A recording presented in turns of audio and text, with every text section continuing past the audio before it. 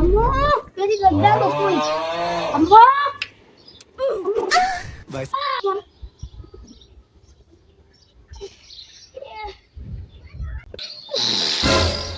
আম্মু তো ভালোই আছে অনেকদিন পরে কাজ করতেছে আম্মু জানি না কই গেছে তুই জানিস তো মানে একটা থাপ্পড় দিয়ে দিল ঘুরাইলাম স্টার